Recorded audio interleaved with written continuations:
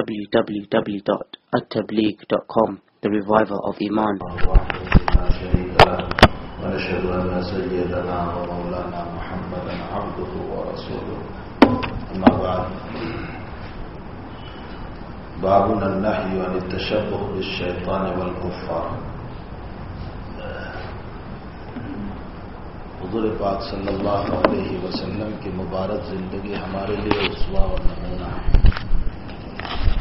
دنیا کا کوئی انسان کتنا ہی بڑا کیوں نہ ہو، وہ ہمارے لیے اسوہ اور نمونہ نہیں ہو سکتا. کوئی کھلاڑی ہو یا کوئی ہیرو ہو یا کوئی ٹی وی کے پردے پر آنے والا ہو، دنیا کا کوئی انسان ہمارا سمپل نمونہ، اسوہ، مقتدی، پیشوا، رہبر نہیں ہو سکتا.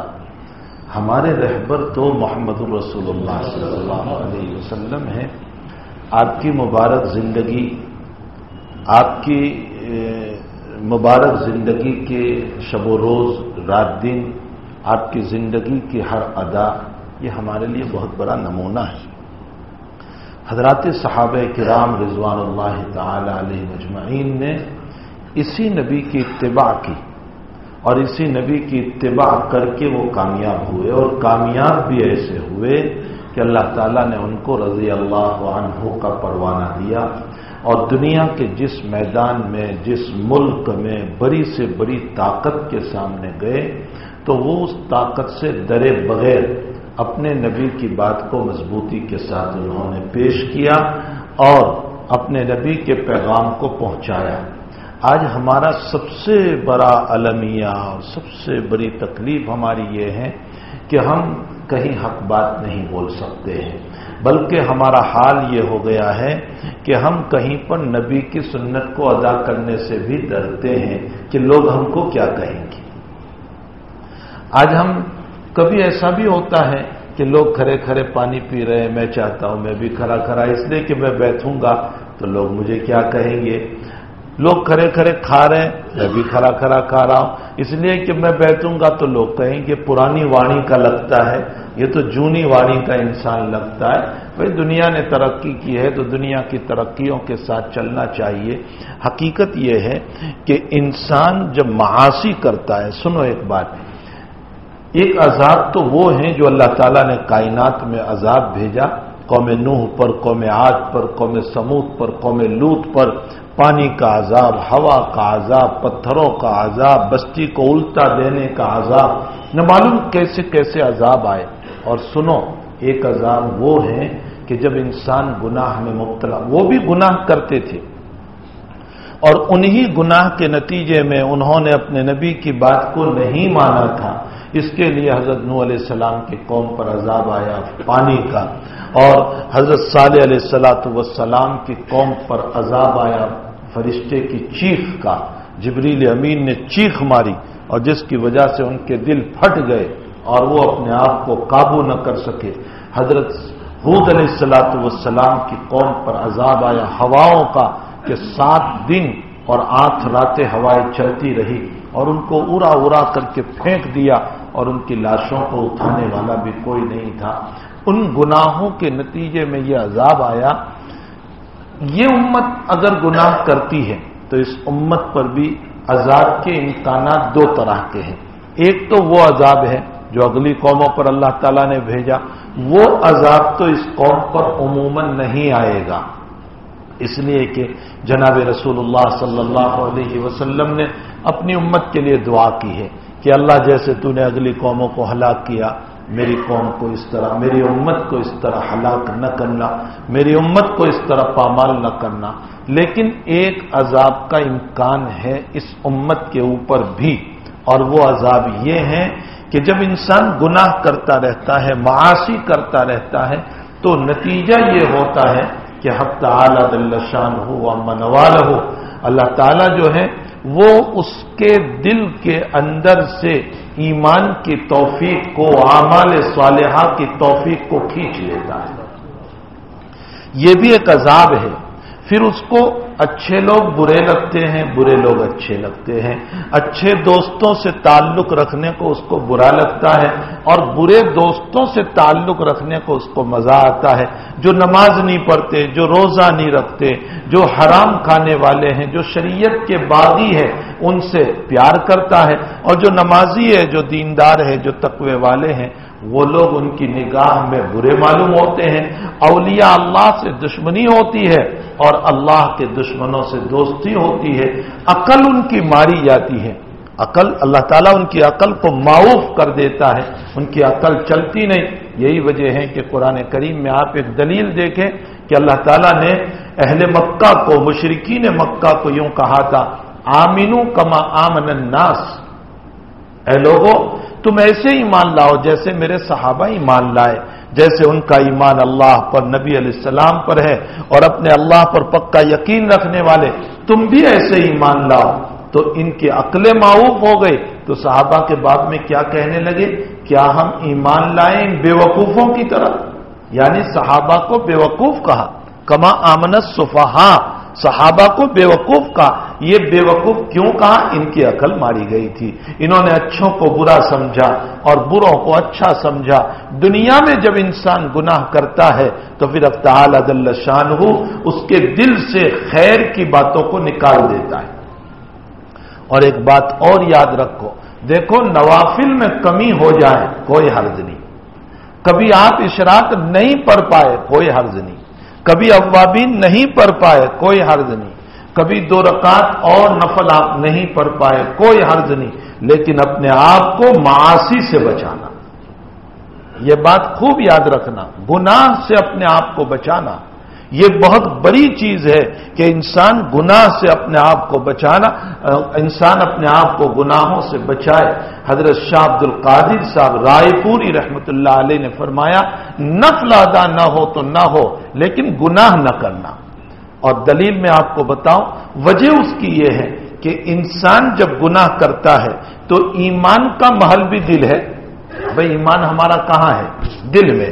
अत-तस्दीक बिल-क़ल्ब, यानी अपने दिल से अल्लाह का एतराफ करना, अल्लाह पर ईमान लाना, यकीन करना कि वो एक अल्लाह है और मोहम्मदुर रसूलुल्लाह सल्लल्लाहु अलैहि वसल्लम उसके सच्चे रसूल हैं और तमाम अंबिया पर मेरा ईमान है। ये सारी बातों का ताल्लुक तो दिल ही से है। तो ईमान का महल और ईमान की जगह वो है हमारा दिल। दूसरी तरफ इंसान जब गुनाह करता है तो हदीस शरीफ में जनाब रसूलुल्लाह सल्लल्लाहु अलैहि वसल्लम फरमाते हैं कि इंसान जब गुनाह करता है तो गुनाह की वजह से उसके दिल पर एक सियाह धब्बा लग जाता है, एक काला धब्बा लग जाता है। फिर तौबा नहीं करता तो दूसरा लगता है, फिर तीसरा लगता है, फिर चौथा लगता है, यहां तक कि दिल काला हो जाता है। दिल के काला होने का यह मतलब नहीं है कि वाकईतन दिल काला हो जाता है। बहुत सी मर्तबा इंसान ये सोचता है कि फला साहब का बाईपास हुआ और उसका दिल तो काला नहीं निकला था। काला होने से मतलब यह है अल्लाह ताला ईमान की तौफीक खींच लेता है, अच्छे अमाल की तौफीक सल्ब कर लेता है उसके अंदर से। कहने का मतलब यह है कि ईमान की जगह भी दिल है और गुनाहों की बुनियाद पर काला धब्बा भी वहीं लगता चला गया। नतीजा यह हुआ कि अंधेरा और रोशनी दोनों कभी जमा नहीं हो सकते, तारीकी और रोशनी कभी जमा नहीं हो सकते। अगर ईमान की रोशनी होगी तो फिर गुनाह का अंधेरा नहीं, और गुनाह का अंधेरा आया तो ईमान की रोशनी नहीं हो सकती। नतीजा यह होगा कि गुनाह के अंधेरे की बुनियाद पर ईमान की रोशनी मध्यम पड़ जाएगी, कम हो जाएगी, और फिर आहिस्ता आहिस्ता हमारी निगाहों में गुनाह अच्छे लगेंगे और नेकियां बुरी लगेंगी। यहां तक कि शाह अब्दुल कादिर साहब रायपुरी रहमतुल्लाह अलैह फरमाते हैं, इंसान इसी तरह करता रहा और तौबा की तौफीक न हुई तो खतरा है कि मरने से पहले खुद ईमान भी न चला जाए। इसलिए भाई अगर तुम नफल न पढ़ सको कोई अर्ज नहीं, कोई नफल छूट गए आप नहीं पढ़ पाए, लेकिन मासी और गुनाह न करना। अगर कोई नफल नहीं पढ़ी, अल्लाह आपको यह नहीं पूछेगा तुमसे इशराक क्यों छूट गई थी, تم سے اوابین کیوں چھوٹ گئی تھی؟ تم نے فلاں موقع پر 2 رکعت نفل کیوں نہیں پڑھی تھی؟ نفل کے چھوٹنے پر اللہ سوال نہیں کرے گا، لیکن گناہ کے کرنے پر ضرور سوال ہوگا۔ تو جس کے کرنے پر سوال ہونے والا ہے اس سے اپنے آپ کو بچایا جائے، اور جس کے نہ کرنے پر اگر اللہ کی طرف سے باز پرس نہ ہو تو آج ہمارا حال یہ ہو گیا ہے کہ میں اور آپ ہم نوافل میں تو بڑی کوشش کرتے ہیں، محنت کرتے ہیں، ہماری اشراق نہ جائیں، چاشت نہ جائیں، اوابین نہ جائیں، فلاں نماز نہ جائیں، بہت اچھی بات ہے، اللہ سب کو توفیق دے کہ یہ نوافل کے ذریعے سے اللہ تعالی ہمارے درجات کو بلند کرتا ہے۔ اپنی جگہ مسلم بات ہے کہ نوافل کے ذریعے سے بہت فائدہ ہے، لیکن ادھر نوافل کو تو خوب ادا کر رہے ہیں اور دوسری طرف ہمارے حقوق العباد پامال ہو رہے ہیں، جو بندوں کے حقوق ہے وہ پامال ہو رہے ہیں، جو دنیا کے اندر اللہ کے فرائض ہیں وہ ہم سے پامال ہو رہے ہیں، اور بڑے بڑے فرائض، اور پھر گناہ میں ہم ایسے مبتلا ہو جاتے ہیں کہ ہمیں یہ بھی پتہ نہیں چلتا کہ ہم گناہ کر رہے ہیں یا نیکی کا کام کر رہے ہیں، یعنی توفیق بھی ہمیں نہیں ہوتی کہ ہم گناہ کو گناہ سمجھے۔ حضور پاک صلی اللہ علیہ وسلم کا ارشاد گرامی ہے کہ میری امت پر ایک دور ایسا آئے گا کہ وہ برائی کا حکم کریں گے اور بھلائیوں سے روکیں گے۔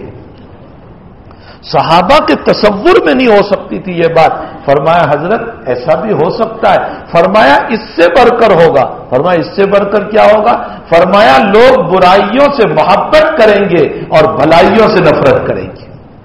آج یہ وہ دور آ چکا ہے کہ جس وقت کے اندر لوگ برائیوں سے نفرت کر رہے ہیں، بھلائیوں سے نفرت کر رہے ہیں اور برائیوں سے محبت کر رہے ہیں، تو بہرحال ہمارے لیے کوئی آئیڈیل، کوئی نمونہ، کوئی سیمپل، کوئی مقتدا، کوئی رہبر ہو سکتا ہے تو وہ حضور پاک صلی اللہ علیہ وسلم ہیں، اللہ کے حبیب پاک صلی اللہ علیہ وسلم کی ذات گرامی۔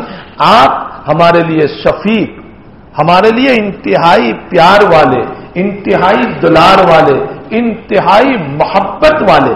اور سنو ایک بات، خود حضور پاک صلی اللہ علیہ وسلم نے فرمایا لا یؤمن احدکم حتی اکون احب الیہ من والدہ وولدہ والناس اجمعین، رواہ البخاری و مسلم۔ فرمایا تم مومن نہیں ہو سکتے ہو، نبی علیہ السلام فرماتے تم مومن نہیں ہو سکتے ہو جب تک کہ تمہارے دل میں میری محبت تمہارے باپ سے اور تمہاری اولاد سے اور ساری دنیا سے زیادہ جب تک میری محبت نہ آ جائے وہاں تک تم مومن نہیں ہو سکتے۔ حضرت فرما رہے تم مومن نہیں ہو سکتے ہو جب تک کہ میری محبت تمہارے باپ سے بھی زیادہ، تمہاری اولاد سے بھی زیادہ، والناس اجمعین اور سارے لوگوں سے زیادہ جب تک نبی کریم صلی اللہ علیہ وسلم کی محبت نہ ہو۔ اب ایک سوال پیدا ہوا اس روایت کے اوپر، سوال یہ پیدا ہوا کہ بھائی باپ کو بیٹے سے جو محبت ہوتی ہے اور بیٹے کو باپ سے جو محبت ہوتی ہے، ایسی محبت حضرت سے کہاں ہم کریں گے؟ یہ تو طبیعی محبت ہے، یعنی انسان کی طبیعت دوڑتی ہے بیٹے کی طرف اور بیٹے کی طبیعت دوڑتی ہے باپ کی طرف، تو یہ تو فطری، جس کو ہم کہتے ہیں فطری محبت ہے، طبیعی محبت ہے۔ بھلا حضور پاک صلی اللہ علیہ وسلم سے ایسی محبت کہاں ہو سکتی ہے؟ علماء نے اس کے جواب میں لکھا ہے، محدثین نے کہا کہ یہاں نبی جس محبت کا مطالبہ کر رہے ہیں وہ محبت عقلی مراد ہے، یعنی میری اور آپ کی عقل آپ کی طرف دوڑنے والی بنے، اور آپ کی طرف کب دوڑے گی؟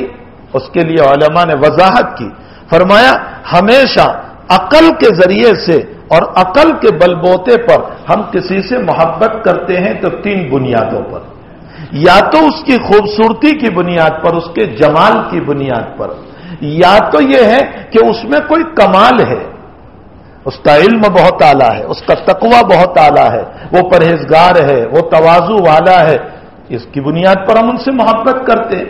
2 چیزیں، اور تیسرا کسی کے احسان کی بنیاد پر ہم محبت کرتے ہیں کہ بھئی یہ میرا محسن ہے اس لیے میں اس سے محبت کر رہا ہوں۔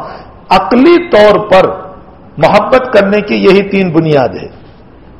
اب جب ان تینوں بنیاد پر عقل میری دوڑتی ہے اس کی طرف، تو حضور پاک صلی اللہ علیہ وسلم میں یہ تینوں چیزیں بردرجہ اکمل پائی جا رہی ہیں۔ اگر دنیا میں تمہاری عقل یہ کہہ رہی ہے کہ خوبصورت سے محبت ہونی چاہیے تو نبی سے بڑھ کر خوبصورت کوئی نہیں، آپ سے بڑھ کر جمال والا کوئی نہیں، آپ سے بڑھ کر خوبصورت کوئی نہیں۔ حضرت علی رضی اللہ تعالیٰ عنہ سے کسی نے پوچھا کیا نبی علیہ السلام کا چہرہ انور تلوار کی طرح چمکتا تھا؟ حضرت نے فرمایا نہ، چاند کی طرح چمکتا تھا۔ آخر کیوں آپ نے منع فرمایا؟ اس لیے منع فرمایا کہ تلوار کی چمک ضرور ہے لیکن تلوار لمبی ہے، اگر تلوار کی طرح کہہ دیا جائے تو تلوار لمبی ہے، شاید کوئی یہ سمجھ لیں کہ نبی کا چہرہ لمبا ہوگا، لمبا چہرہ اچھا معلوم نہیں ہوتا، اس لیے فرمایا نہیں، چاند کی طرح یعنی گولائی لیے ہوئے تھا۔ آپ سے بڑھ کر خوبصورتی کسی کی نہیں ہو سکتی ہے۔ اگر تمہاری عقل کی بنیاد پر تم خوبصورتوں سے محبت کرتے ہو تو نبی سے بڑھ کر خوبصورت کوئی نہیں۔ حضرت عائشہ رضی اللہ تعالیٰ عنہ کہتی ہے لواحی زلیخا لو رأین جبینہ لأثرن قطع القلوب علی الیدین۔ حضرت عائشہ کا یہ شعر ہے، لواحی زلیخا لو رأین جبینہ لأثرن قطع القلوب علی الیدین۔ فرمایا حضرت یوسف علیہ السلام پر زلیخا جب عاشق ہو گئے تو کچھ عورتوں نے زلیخا کو یوں کہا پاگل ہے، غلام پر عاشق ہو گئی، یہ تو نوکر ہے تیرا یوسف، تو اس پر تو عاشق ہو گئی۔ تو زلیخا نے کہا اچھا تم مجھے تانا دے رہی ہو، تم بھی یوسف کی خوبصورتی کو دیکھو گی تو تم بھی دیوانی ہو جاؤ گی۔ تو زلیخا نے دعوت کی اور ساری عورتوں کو تانا دینے والیوں کو بٹھایا، یہ نہیں کہا کہ میں یوسف دکھانا چاہتی ہوں، سب کو بٹھایا، فروٹ رکھا سامنے اور سب کے ہاتھ میں چھری دی اور فرمایا کہ یہ دسترخوان ہے، کھاؤ، چھری ہاتھ میں ہے، فروٹ ہاتھ میں، اور ادھر حضرت یوسف کو زلیخا نے کہا یوسف آؤ ذرا۔ جیسے ہی حضرت یوسف نکلے ہیں وہ ساری کی ساری عورتیں حضرت یوسف کے چہرے پر ایسی دیکھنے میں لگ گئی، آپ کے حسن کو ایسی دیکھنے لگ گئی، اس میں ایسی محو اور دیوانی ہو گئی کہ ان کو یہ بھی پتہ نہیں چلا کہ ہماری چھری کہاں چل رہی ہے، انہوں نے بجائے فروٹ کے اپنے ہاتھ کاٹ دیے۔ حضرت عائشہ یہ کہہ رہی ہے کہ یوسف کو دیکھنے والیوں نے اور زلیخا کو تانا دینے والیوں نے اپنے ہاتھ کو کاٹا، اگر وہ میرے نبی کی صرف پیشانی دیکھ لیتی وہ عورتیں تو وہ ہاتھ تو کیا چیز ہوتی ہے اپنے دلوں کو کٹوا دیتی۔ یہ حضور پاک صلی اللہ علیہ وسلم کی خوبصورتی تھی۔ تو میری عقل یہ کہہ رہی ہے کہ اگر خوبصورتی کی بنیاد پر کسی سے محبت ہو سکتی ہے تو آقا صلی اللہ علیہ وسلم سے محبت ہوگی، اور اگر کمال کی بنیاد پر کسی سے محبت کرنا ہے کہ ان میں کمال دنیا میں ہے، کسی کے کمال کی بنیاد پر کسی میں ہنر ہے، اس ہنر کی بنیاد پر مجھے محبت ہوتی ہے، اس کا علم ہے، اس کا تقوی ہے، اس کی پرہیزگاری ہے، یہ بزرگ ہے، اس لیے میں ان سے محبت کر رہا ہوں، تو نبی سے بڑھ کر کمال کس کا ہوگا؟ آپ صلی اللہ علیہ وسلم کے علم سے بڑھ کر کوئی علم نہیں ہو سکتا، آپ کے تقدس اور پرہیزگاری سے بڑھ کر کسی کا تقدس اور پرہیزگاری نہیں ہو سکتی، آپ کی ورع اور بزرگیت سے بڑھ کر دنیا میں کسی کی ورع اور بزرگی نہیں ہو سکتی ہے۔ آپ کی صداقت کا یہ عالم ہے کہ صدیق جڑ گیا تو اس کو مقام صدیق نصیب ہو گیا، اور عمر جڑ گیا تو اس کو فاروق اور عدالت نصیب ہو گئی، اور عثمان جڑ گیا تو اس کو حیا مل گئی، اور علی جڑ گیا تو اس کو شجاعت مل گئی، اور صحابہ جڑ گئے تو حال یہ ہوا کہ وہ بت کے پجاری تھے ان کو رضی اللہ عنہ کا پروانہ ملا۔ جڑنے والوں کو جب یہ مقام مل گیا تو خود آقا کا مقام کتنا اونچا ہوگا، آپ کے تقدس کا کیا حال ہوگا، آپ کے مقام کا کیا حال ہوگا۔ اور پھر اس کے ساتھ ساتھ اللہ نے آپ کو امام الانبیاء بنایا، سارے نبیوں کا سردار بنایا، اور پھر اس کے ساتھ ساتھ آپ کو خاتم النبیین بنایا، تمام نبیوں کو ختم کرنے والے آپ ہوئے، اور رسالت اور شریعت کو آپ کے اوپر ختم کر دیا، یہ سارے آپ کے کمالات ہیں۔ میری عقل کسی کے کمال کی بنیاد پر اس سے محبت کرتی ہے تو نبی سے بڑھ کر کے کمال والا کوئی نہیں ہو سکتا، اور اگر میری عقل کسی کے احسان کی بنیاد پر محبت کرتی ہے کہ میرے محسن ہے، یہ تو انہوں نے آرے وقت میں میری مدد کی تھی، انہوں نے مجھ کو 10,000 روپے دیے تھے، میری غریبی تھی انہوں نے مجھے 5,000 روپے دیے تھے، میری بیماری تھی انہوں نے میرا ہاتھ پکڑا تھا، اگر احسان کی بنیاد پر میں کسی سے محبت کرتا ہوں تو نبی سے بڑھ کر ہمارا کوئی محسن نہیں ہو سکتا، آپ سے بڑھ کر ہمارا کوئی محسن نہیں ہو سکتا ہے۔ آپ کا عالم یہ ہے کہ آپ نے ہم کو جہنم سے نکال کر جنت میں ڈالا، ہم تو جہنم کے راستے پر، آپ نے ہمارے باپ داداؤں کا، حضرات صحابہ کا ہاتھ پکڑا اور ان کو نکال کر جہنم سے جنت کی طرف لے گئے، اور پھر مسلسل آپ کی محبتیں اور پیار امت کے لیے چلتا رہا۔ آپ اپنی حیات میں اپنی امت کے لیے دعائیں کرتے رہے، استغفار کرتے رہے۔ روایتوں میں ہے کہ حضرت عائشہ کے لیے ایک مرتبہ مغفرت کی دعا کی تو حضرت عائشہ خوش ہو گئے، فرمایا عائشہ ایسی مغفرت کی دعا تو میں میری امت کے لیے روزانہ کرتا ہوں۔ جو نبی کریم صلی اللہ علیہ وسلم کا اتنا احسان، اور بخاری اور مسلم شریف کی روایت میں ہے کہ قیامت کے دن سارے انبیاء نفسی نفسی نفسی نفسی، میری ذات اپنی ذات کی حفاظت، حضرت آدم کہیں گے میری ذات کی حفاظت، اور نوح کہیں گے میری ذات کی حفاظت، اور ابراہیم و اسماعیل کہیں گے میری ذات کی حفاظت، تمام اپنی ذات کی حفاظت مانگیں گے۔ کوئی اللہ کے سامنے کسی کی سفارش لے کر نہیں جا سکے گا، حالانکہ آدم صفی اللہ ہے، نوح جیسا اتنا بڑا رسول اللہ ہے جن کو سب سے پہلے رسالت ملی، ابراہیم خلیل اللہ ہے، اسماعیل ذبیح اللہ ہے، عیسیٰ روح اللہ ہے، موسیٰ کلیم اللہ ہے۔ اتنے اونچے مقام ان کے ہیں، ان اونچے مقاموں کے باوجود وہ کہیں گے ہم اللہ کے سامنے آج بات نہیں کر سکتے، ہمارا تو صرف اتنا سوال ہے کہ اللہ ہماری ذات کی حفاظت فرما لے۔ وہیں پر ایک کونے سے آواز آ رہی ہوگی امتی امتی امتی امتی۔ جب سارے لوگوں کی نظر اٹھے گی تو وہ ہوں گے محمد الرسول اللہ صلی اللہ علیہ وسلم، جس کے احسان کا عالم یہ ہوگا کہ وہ قیامت میں بھی تھوڑے سے اگر ہمارے اعمال بہانے کے طور پر نیک ہوں گے تو انشاءاللہ وہ سفارش کر کے انگلی پکڑ کے ہمیں جنت میں لے جائے گا۔ جس کا احسان دنیا میں بھی آخرت میں بھی، جو اتنا بڑا ہمارا محسن، اتنا بڑا ہمارا محسن، تو اگر میری عقل یہ کہتی ہے کہ احسان کی بنیاد پر محبت کرنا چاہیے تو حضور سے بڑھ کر محسن کوئی نہیں ہے۔ یہ تین وجہ ہیں کسی سے محبت کرنے کی، یا تو جمال، یا کمال، یا احسان، اور یہ تینوں باتیں حضرت میں پائی جاتی ہے، اور جب حضرت میں پائی جاتی ہے تو میری اور آپ کی سب کی عقل اب یہ کہہ رہی ہے کہ پھر ہمارے نبی ہی سے ہم کو محبت ہونی چاہیے۔ یہ عقلی محبت مانگی جا رہی ہے۔ باپ بیٹے کی محبت طبعی ہے، طبیعت چلتی ہے، اور یہاں عقل، اور عقل کی محبت طبعی محبت کے مقابلے میں غالب رہتی ہے۔ اور اس کا انداز کر لینا، جب بیٹا غلط کام کرتا ہے طبعی محبت ہے، لیکن باپ کو غصہ آتا ہے۔ بیٹا نماز نہیں پڑھتا، باپ کو غصہ آتا ہے، بشرطے کہ باپ کا دل بیدار ہو۔ اگر باپ ہی خود ایسا سویا ہوا ہے تو اور بات ہے، ورنہ باپ کا دل اگر بیدار ہو تو باپ کو غصہ آتا ہے، تو نماز نہیں پڑھتا۔ بیٹا شراب پیتا ہے، باپ کو غصہ آتا ہے۔ بیٹا جوا کھیلتا ہے، باپ کو، حالانکہ طبعی محبت ہے اپنے بیٹے کے ساتھ، کیوں تجھے غصہ آ رہا ہے؟ فرمایا عقلی محبت نبی کی زیادہ ہے طبعی محبت کے مقابلے میں۔ طبعی محبت ٹوٹ سکتی ہے، لیکن عقلی محبت جو عقل کے ذریعے سے سوچ سمجھ کر کی ہے میرے نبی سے، وہ محبت کبھی ٹوٹ نہیں سکتی۔ اس محبت کے ٹوٹنے کا کوئی سوال نہیں ہوتا ہے۔ جو میری عقل کے ذریعے سے میں نے سوچ سمجھ کر کے محبت کی ہے، اس محبت کے ٹوٹنے کا کبھی سوال نہیں ہو سکتا۔ تو میرے بھائیوں، ہمارے محسن ہیں محمد الرسول اللہ صلی اللہ علیہ وسلم۔ حضرت عمر رضی اللہ تعالیٰ عنہ، بخاری شریف کتاب الایمان والنذر کے اندر ایک روایت ہے، حضرت عمر نے فرمایا یا رسول اللہ انت احب الی من کل شیء الا نفسی۔ بہت غور سے سنو اس حدیث کو۔ حضرت عمر نے فرمایا اللہ کے حبیب آپ ساری دنیا سے زیادہ مجھے محبوب ہو، لیکن میری ذات سے زیادہ نہیں، یعنی میری ذات مجھے زیادہ محبوب ہے۔ تو حضرت نے کیا فرمایا؟ واللہ یا عمر، عمر اللہ کی قسم سن لو، جب تک تمہاری ذات سے زیادہ بھی میں محبوب نہ بن جاؤں وہاں تک تم مومن نہیں ہو سکتے۔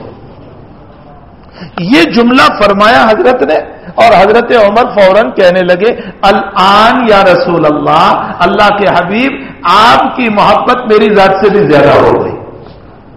سوال یہ پیدا ہوتا ہے کہ 2 منٹ میں ہو گئی؟ ابھی تو حضرت نے فرمایا، اور 2 منٹ میں اصل میں حضرت عمر رضی اللہ تعالیٰ عنہ نے یہ سوچا تھا کہ حضرت جس محبت کا مطالبہ کر رہے ہیں وہ طبعی اور فطری محبت کا، نیچرلی محبت کا، جو باپ بیٹے کو ہوا کرتی ہے، حالانکہ یہ محبت کا مطالبہ نہیں تھا، عقلی محبت کا مطالبہ تھا جو میں نے ابھی ذکر کیا۔ تو حضرت عمر نے پھر سوچا کہ اچھا میری عقل تو یقیناً نبی ہی کی محبت زیادہ ہے میری ذات سے بھی، اس لیے کہ میری ذات کو بھی جو کچھ مقام ملا ہے وہ نبی کی وجہ سے۔ حضرت عمر اپنی دور خلافت کے اندر ایک مرتبہ داڑھی پکڑ کر جب امیر المؤمنین بنے، خلیفۃ المسلمین بنے، اپنی داڑھی پکڑ کر رونے لگے اور فرمایا عمر تجھے حیا نہیں آتی، تجھے تو اونٹ چراتے نہیں آتا تھا اور تیرا باپ تجھ کو مارا کرتا تھا، یہ مقام تجھ کو ملا ہے نبی کی اتباع کی بنیاد پر، حضور پاک صلی اللہ علیہ وسلم کی اتباع کی بنیاد پر تجھے یہ مقام ملا ہے۔ تو اصل میں عمر نے پہلے یہ سوچا کہ حضرت جس محبت کا مطالبہ کر رہے ہیں وہ طبعی محبت، فطری محبت، لیکن جب حضرت نے فرمایا کہ نہیں تم مومن نہیں ہو سکتے ہو جب تک کہ میری محبت تمہارے دل میں تمہاری ذات سے بھی زیادہ نہ ہو، تو عمر نے سوچا حضرت جو محبت مانگ رہے ہیں وہ کون سی؟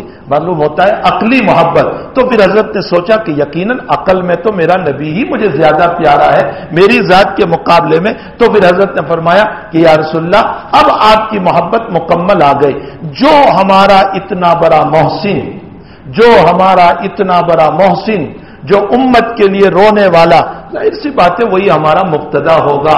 آج کل مگر مچھ کے آنسو بہانے والے جھوٹے سوتھے جو ہیں بڑے بن کر کے کبھی رو دیا کہ تمہارے دکھوں پر ہم رو رہے ہیں، ارے دکھوں پر تو وہ روتا تھا کہ جو صرف روتا نہیں تھا ان کے گھروں پر جا کر کے ان کی خوشامد کرتا تھا، وہ ہے محمد الرسول اللہ صلی اللہ علیہ وسلم، وہ ہے ذات گرامی۔ تو بھائی آج کل لوکے سوکھے رونے والے ان کو کیا محبت ہوگی اپنی رعایا کے ساتھ جو آقا صلی اللہ علیہ وسلم کو محبت تھی؟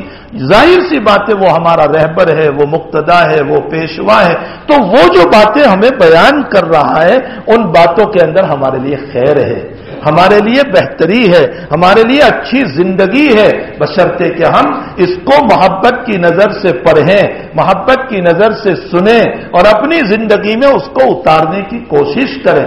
اگر میں نے اور آپ نے اپنی زندگی میں ان باتوں کو اتارا تو یاد رکھو اتباع نبوی سے بڑھ کر دنیا میں کوئی صوفی نہیں ہو سکتا۔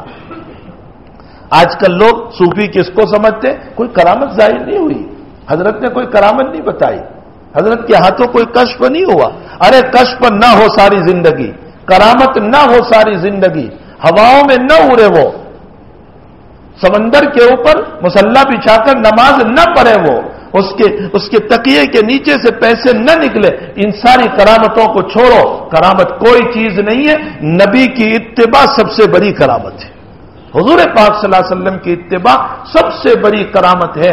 اگر نبی کی اتباع زندگی میں آ گئی ہے قدم قدم کے اوپر کہ میرے نبی نے اس کے اندر کیا کہا، آپ کیسے کھاتے تھے، آپ کیسے چلتے تھے، آپ کیسے بولتے تھے، آپ مسجد سے کیسے نکلتے تھے، آپ استنجا خانے میں کیسے جاتے تھے، آپ ٹوائلٹ سے کیسے نکلتے تھے، آپ کسی سے معانقہ مسافہ کرتے تھے کیسے ملتے تھے، آپ ہنس کر ملتے تھے، آپ کبھی ترس روح اور کھٹے مزاج ہو کر پیشانی پر بل چڑھا کر کے نہیں ملتے تھے، آپ کو گالی دینے والوں کے ساتھ بھی آپ شفقت سے ملا کرتے تھے، آپ نے قرضہ لیا بخاری شریف میں ہے اور وہ یہودی آپ کو برا بھلا کہنے لگا اور بلال کو کہا کہ بلال 3 دن کے بعد میرا قرضہ نہیں دیا تو غلام بن جائے گا، تو ادھر حضرت نبی کریم صلی اللہ علیہ وسلم کو وہ برا بھلا کہنے لگا اور اللہ کے نبی کے صحابہ نے فرمایا یا رسول اللہ اس کے پیسے تو ہم دینے ہی والے ہیں، ابھی تو 2-3 دن باقی ہے اور یہ اس طرح برا کہہ رہا ہے، ہم اس کی پٹائی کریں۔ تو حضرت نے فرمایا ان لصاحب الحق مقال،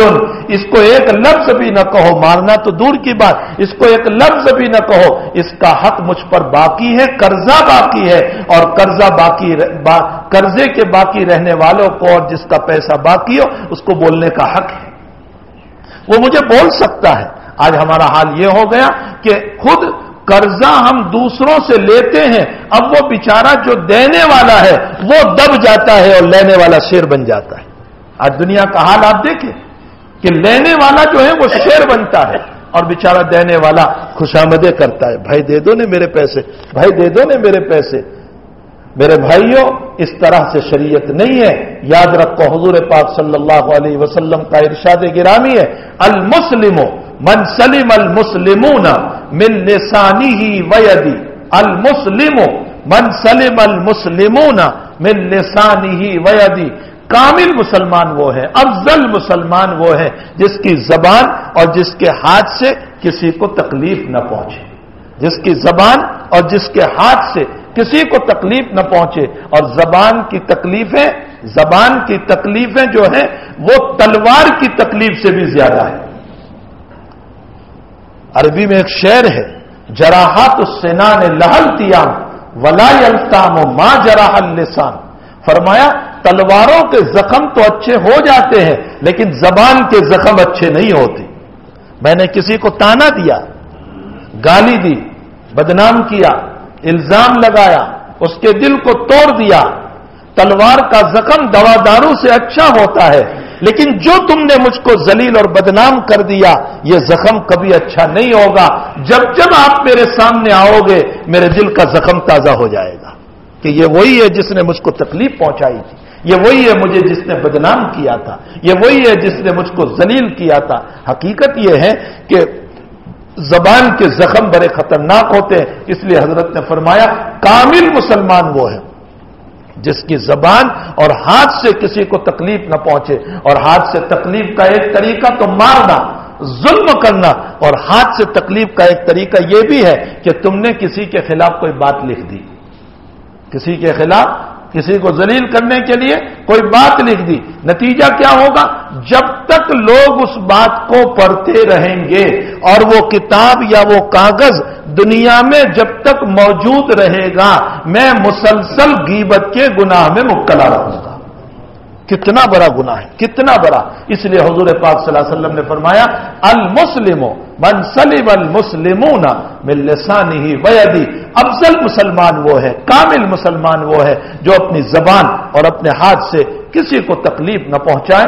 اللہ کرے کہ نبی کی ان باتوں پر ہم عمل کرنے والے بنے. اسی میں حضور پاک صلی اللہ علیہ وسلم کا ایک فرمان عن جابر رضی اللہ تعالیٰ عنہ قال قال رسول اللہ صلی اللہ علیہ وسلم لا تاکلوا بالشمال فإن الشیطان یاکل ویشرب بشمالہ. دیکھو حضرت ایک پیارا طریقہ ہمیں بتا رہے.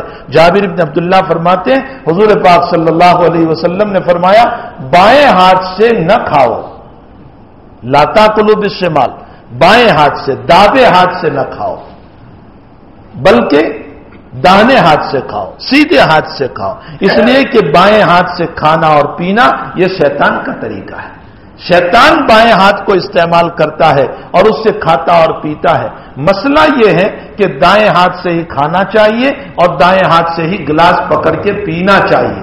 ہاں اگر دائیں ہاتھ میں کوئی بیماری ہے، پتا ہے، ٹوٹ گیا ہے، تو مجبوراً آپ بائیں ہاتھ کو استعمال کر سکتے ہیں اور بائیں ہاتھ سے کھا پی سکتے ہیں. ورنہ کوئی مجبوری نہ ہو تو اس صورت میں دائیں ہاتھ کو استعمال کرنا چاہیے. شریف کاموں کے لیے صاحب شریعت نے بتایا دایاں ہاتھ ہے اور رذیل اور گندے کاموں کے لیے بایاں ہاتھ ہے. استنجا کرنا بائیں ہاتھ سے ہے، کھانا کھانا دائیں ہاتھ سے ہے، پانی پینا دائیں ہاتھ سے. کبھی ضرورت پڑ گئی بائیں ہاتھ کو استعمال کرنے کی تو اس صورت میں کم سے کم دائیں ہاتھ کو نیچے لگا دو. اگر بائیں ہاتھ سے مجبوراً پکڑ بھی لیا تو دائیں ہاتھ کو نیچے لگا دو تاکہ دائیں ہاتھ استعمال ہونے والا ہو جائے. اور اگر ہم نے بائیں ہاتھ سے کھایا اور پیا تو یاد رکھو ہم نے طریقہ شیطان کو اپنایا. دوسری روایت میں فرمایا ان عبداللہ ابن عمر رضی اللہ تعالیٰ عنہ ان رسول اللہ صلی اللہ تعالی علیہ وسلم قال لا یاکلن احدکم بشمالہ ولا یشربن بها فإن الشیطان یاکل بشمالہ ویشرب بها. اس کا مطلب ہی یہی ہے کہ ہرگز تم میں سے کوئی، تاکید فرماتے ہیں نبی، ہرگز تم میں سے کوئی اپنے بائیں ہاتھ سے نہ کھائے نہ پیے، اس لیے کہ شیطان بائیں ہاتھ سے کھاتا اور پیتا ہے. دوسری روایت میں فرمایا عن ابی ہریرہ رضی اللہ تعالی عنہ ان رسول اللہ صلی اللہ علیہ وسلم قال ان یہود والنصارى لا يسبغون فخالفوهم. حضرت ابو ہریرہ رضی اللہ تعالی عنہ سے روایت ہے نبی کریم صلی اللہ علیہ وسلم نے ارشاد فرمایا یہودی اور عیسائی سر کے بالوں کو رنگتے نہیں ہیں، تم اس کی مخالفت کرو. یہ بخاری اور مسلم کی روایت. رنگنے کا یہ مطلب نہیں ہے کہ کالا رنگ کرو، رنگنے کا مطلب خضاب کرو، مہندی لگاؤ.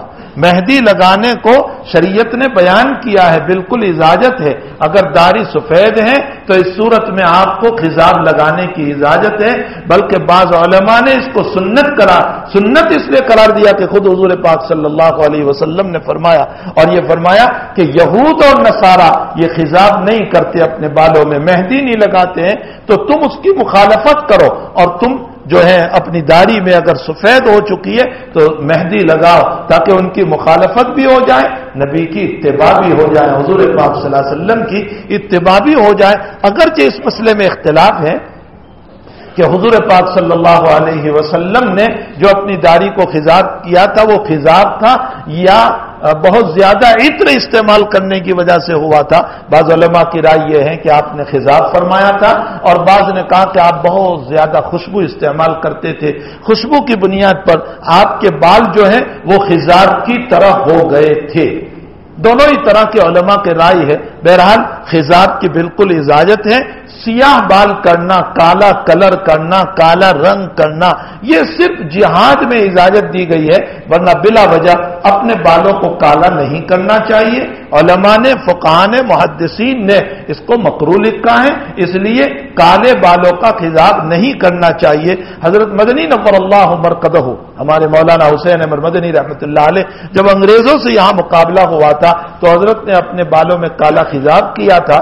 جب مسئلہ حل ہو گیا، ہندوستان فتح ہو گیا، تو فتح کے بعد حضرت کو تنبؤ نہ رہا کہ میرے خضاب کالا ہے، تو بال ایسے ہی رہ گئے، دوبارہ کیا نہیں تھا لیکن بال ایسے ہی رہ گئے۔ کسی نے حضرت کو فرمایا کہ حضرت بال کالے ہیں اور اب ضرورت نہ رہی۔ حضرت نے فرمایا اچھا ہوا تم نے مجھے نشاندہی کر دی۔ حضرت نے گھس گھس کر کے اس کو ختم کر دیا۔ تو بہرحال خضاب کرنا یہ حضور پاک صلی اللہ علیہ وسلم کی سنت ہے، اور بعض لوگ جو ہیں وہ سفید داڑھی کو معیوب سمجھتے ہیں، حالانکہ سفید داڑھی سے ایک وقار ہوتا ہے، ایک رعب ہوتا ہے۔ سفید داڑھی کی بنیاد پر لوگوں کے درمیان اس کی ایک عزت ہوتی ہے۔ دوسری روایت میں عن جابر رضی اللہ تعالیٰ عنہ قال اتی بأبی قحافۃ والد ابی بکر الصدیق رضی اللہ تعالیٰ عنہ یوم فتح مکہ وراسہ ولحیتہ کالسغامۃ بیاضا فقال رسول اللہ صلی اللہ علیہ وسلم غیروا ھذا واجتنبوا السواد۔ حضرت جابر بن عبداللہ رضی اللہ، یہ مسلم شریف کی روایت ہے، حضرت جابر رضی اللہ تعالیٰ عنہ فرماتے ہیں کہ فتح مکہ کے دن صدیق اکبر رضی اللہ تعالیٰ عنہ کے والد ابو قحافہ، حضرت ابو بکر صدیق رضی اللہ تعالیٰ عنہ کے والد ابو قحافہ کو آپ صلی اللہ علیہ وسلم کی خدمت میں پیش کیے گئے، لائے گئے، اور ان کا سر اور داڑھی سغامہ یعنی بالکل سفید بال ہو گئے تھے ان کے، کا سغامہ ایک سفید موتی کی طرح بالکل سفید بال تھے، سر میں بھی سفیدی تھی، داڑھی میں بھی سفیدی تھی۔ تو حضرت نے کیا فرمایا؟ آپ صلی اللہ علیہ وسلم نے فرمایا سفیدی کو بدل دو، یعنی خضاب کر لو۔ البتہ حضرت نے فرمایا سیاہ کرنے سے بچانا اپنے آپ، یعنی کالا کلر نہ کرنا۔ حضرت نے فرمایا سیاہ کرنے سے واجتنبوا السواد، دیکھو مسلم شریف کی روایت ہے، کالے بال سے اپنے آپ کو بچانا۔ تو اس سے معلوم ہوتا ہے کہ کالا خضاب نہیں کرنا چاہیے۔ اگر آپ استعمال کرنا چاہیں تو کر سکتے ہیں۔ حق تعالی جل شانہ مجھے اور آپ کو، ہم تمام کو صاحب شریعت علی صاحب الصلاۃ والسلام اور محمد الرسول اللہ صلی اللہ علیہ وسلم کی مبارک شریعت پر چلنے کی توفیق عطا فرمائے۔ آپ کی اداؤں پر، آپ کی باتوں پر ہم سب کو عمل کی توفیق عطا فرمائے۔ وصلی اللہ علی النبی الکریم برحمتک یا ارحم الراحمین۔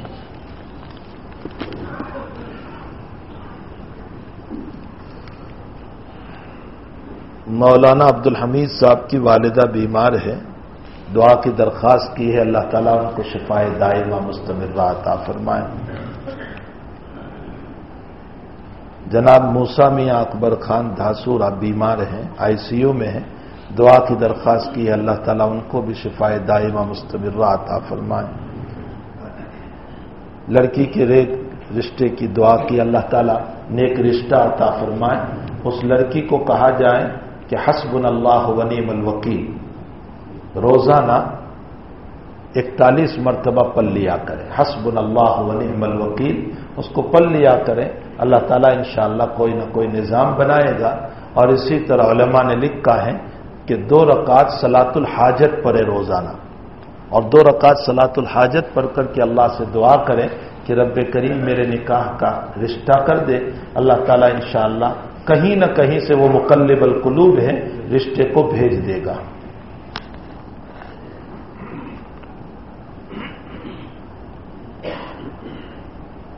جناب محمود بھائی سرگر صاحب کا انتقال ہو گیا ہے، مغفرت کی دعا کی درخواست کی ہے، اللہ مرحوم کی مغفرت فرمائے، ان کے درجات کو بلند فرمائے۔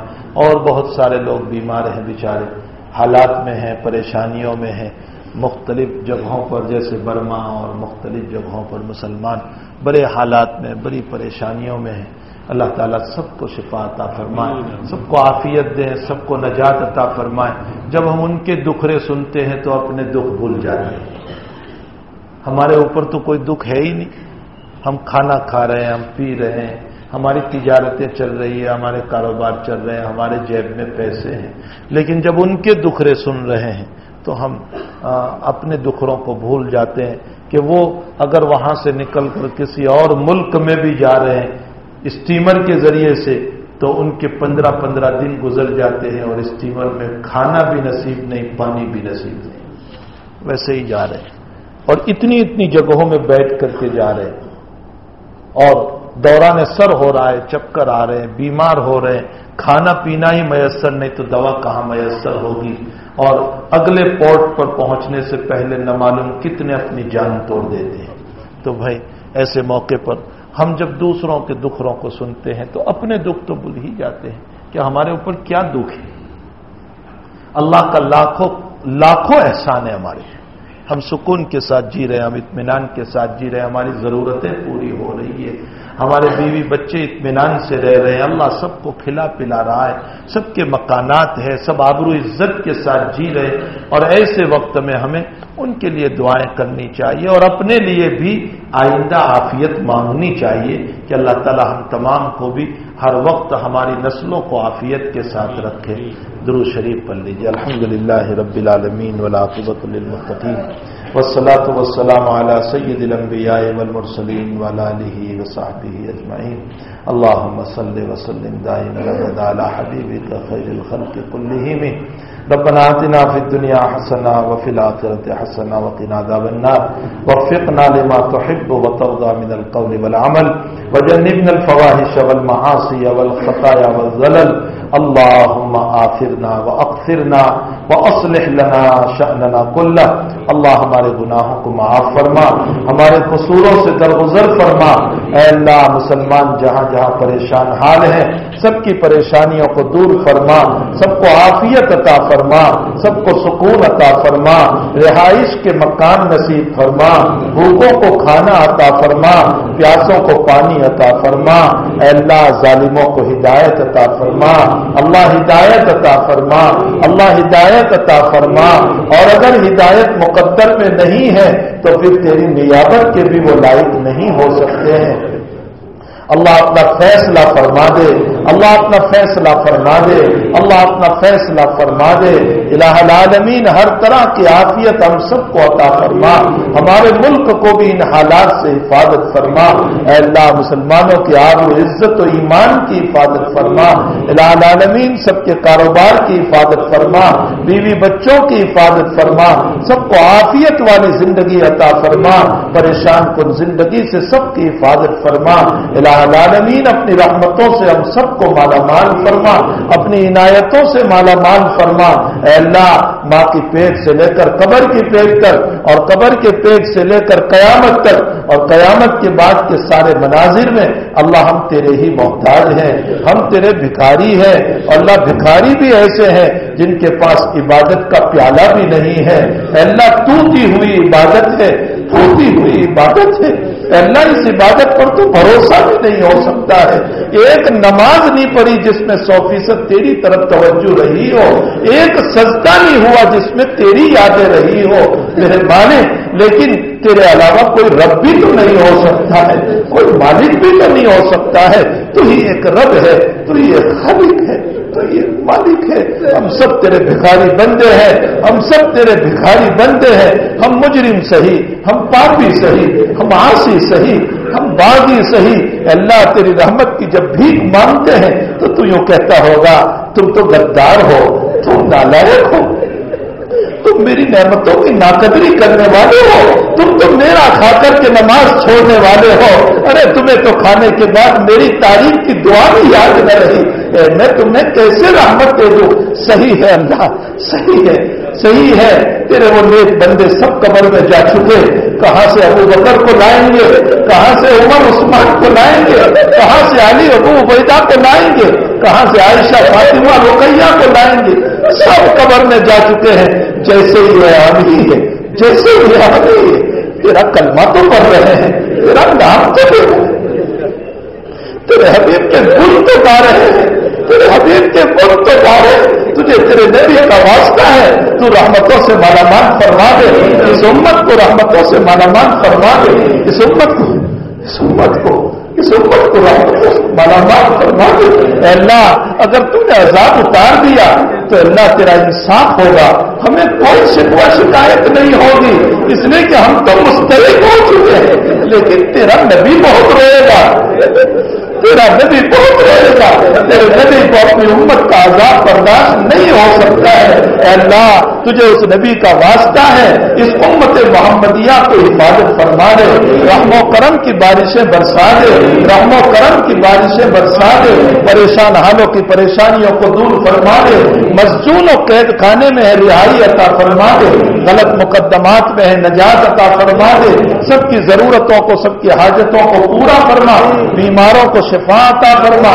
مرحومین کی مغفرت فرما. مقروضوں کے قرض کی ادائیگی کی صورتیں پیدا فرما. اے اللہ ہم سب کی ضرورتوں کو دستے غیب سے پورا فرما. ہماری دعاؤں کو اپنے فضل و کرم سے, اپنے حبیب کے واسطے سے اے اللہ اس مجلس میں جو مخلص تیرے بندے ہو ان مخلصین کی آمینوں کے ساتھ ہم سب کی آمینوں کو بھی قبول فرما. آمین یا رب العالمین. وصلی اللہ علی نبی الکریم برحمتک یا ارحم الراحمین. السلام علیکم ورحمۃ اللہ. بس مسافر کی فضا نہ بنائیں.